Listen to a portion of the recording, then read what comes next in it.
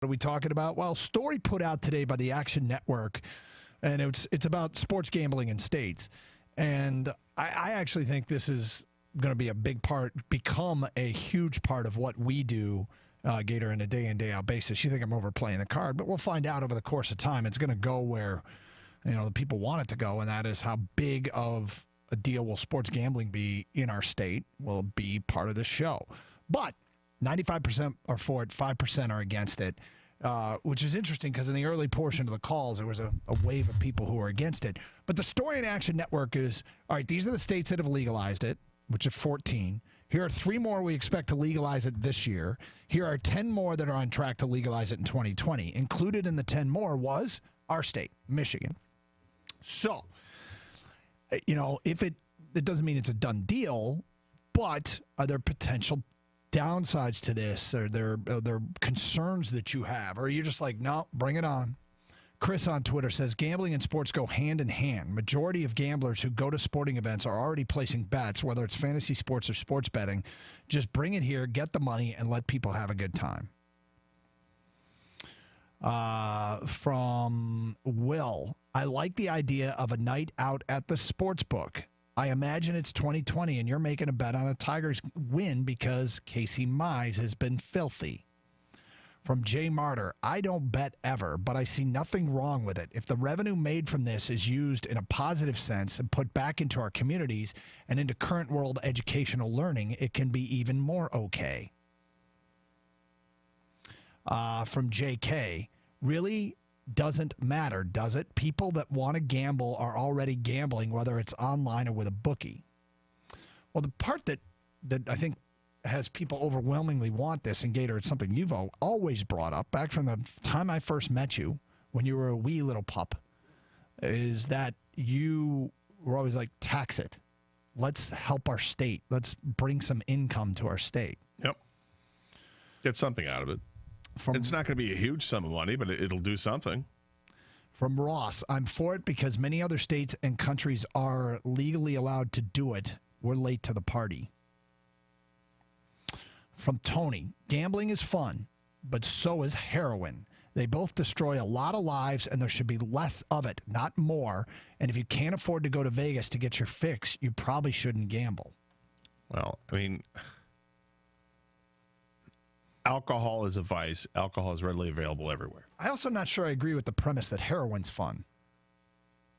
Let's just right. I think it sounds miserable. Now, is the high when you're on heroin? Is that good? I don't know. I've never done heroin. From what I understand, it's euphoric, or you just kind of feel like you're asleep. Well, take a nap. Mm-hmm. But obviously, that becomes a serious. It's a very addictive substance, and that goes downhill real quickly. Mm-hmm. Can gambling do the same thing? Anything you do in life has that ability. From boating to griddling to riding your bike. Well, things are addictive, whether it's food you eat that aren't good for you. Well, can that wreak havoc? Yeah, you can die from it. Everything has a power. And gambling is it's something you can do. It's not something you put in your body, which is really interesting how it is, because it's not a chemical thing. Although I'm sure there's some chemical thing that goes on when you decide that you're going to gamble. Reaction in the brain. Yeah. But it's nothing you introduce into your system. It's just something that you do. It's about your personality. From an unnamed texter, have a section at the stadium made for only people that gamble and make it soundproof and give those people padded foam bats to whack each other when they're losing. I think that sounds brilliant. People thinking there'll be collusion because of gambling becoming legal everywhere is so dumb. People, do you realize you've been able to bet on games this whole time, right? Legal or not, people do realize there's constant blown calls in sports before it became legal, right? This is like weed becoming legal. People who smoke weed were going to smoke legal or not. That's from Jordan. Yes, but what happens is that when weed becomes legal, people smoke it all the time now. Mm-hmm. Or they'll take edibles and they'll do it all the time, or whatever the case is. And I think that your use of it goes up. You legalize gambling, you're going to get more and more people doing it for sure. And there'll be some problems that come with that. I suppose it makes sense to legalize it, to do it right. I think the good news is about not being first in with this. I think it's smart not to be first in. Is watching the problems that New Jersey has. Precisely. The other states that have legalized it, because there are going to be challenges we can't think of until we see it. Right. Ask those states, okay, a year later, what would you do differently? And they'll tell you, well, we would do this, this, and this. Okay, learn from that before you implement the system. Let somebody else be the guinea pig and then get into it. I got some Major League Baseball trade talk that we want to get to. We will do so today at 11:50 as it pertains to our Detroit Tigers, including a prediction, Gator. I'm going to make a prediction. Okay. Yep. Regarding the Tigers and the trade deadline, because things are going to heat up now. Most baseball executive scouts, front office people spent the better part of the last, month and a half, 3 weeks, whatever period of time, preparing for the Major League Baseball draft. When the draft is over, it comes to negotiations and signing guys and agents and then, giving them assignments and rookie ball and short seasons and who goes straight to low A and et cetera, et cetera. But in the wake of the draft, which took place last week, now the fallout becomes, okay, turn your attention to the trade deadline.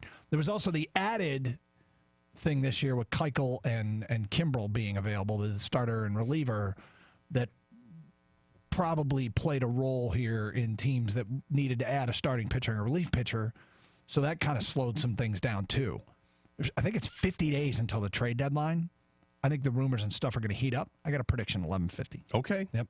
248-539-9797. Ticket text 97136. Lots of feedback still pouring in regarding the gambling issue. I don't think it's something that I won't do if it becomes legal. I just don't think I'm going to do it all that much. Donnie tweets us, I guess the way I would put it is, why wouldn't you allow it? People are already gambling via the internet on sports, so why wouldn't you want money for our casinos to come towards the community instead of online casinos? From Craddy, why would you be against gambling? It's not like people don't do it illegally online nowadays, so tax it. No good reason against it. Fantasy football is basically gambling. Yep. And that's helped the NFL popularity by so much. It has, and here's the thing, too.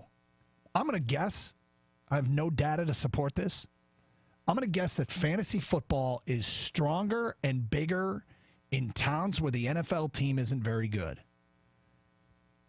Like this one. I bet there's more fantasy players per capita in a town like Detroit than there is in a town like Dallas.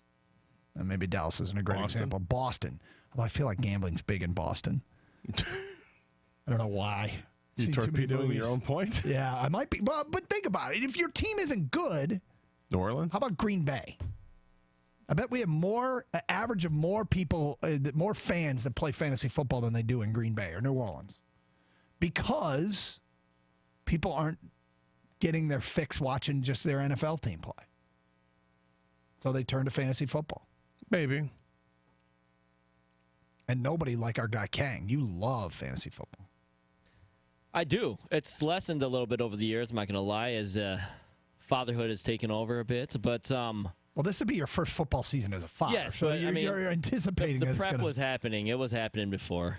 But now I feel it's full-blown going to take away some of my research time, and my draft is going to suffer a bit. But, yeah, I mean, listen, fantasy football, when you don't have to solely pay attention to your home football town team, it still keeps you interested in football, and that's why the league loves it so much, whether they want to admit it or not. Red Zone probably does very well here. Love Red Zone. It's the best thing ever. Red Zone's awesome. I mean, Red Zone's awesome. Every score, Doug. I know. Oh, dude, I know. Every score, every game. The Octobox. Scott Hansen doesn't pee during the broadcast, at least the 1 o'clock games. Him and Kuiper, right? They don't drink anything before their marathon broadcast, so they don't have to. But Hansen's there every week, man. Every week. He's a machine.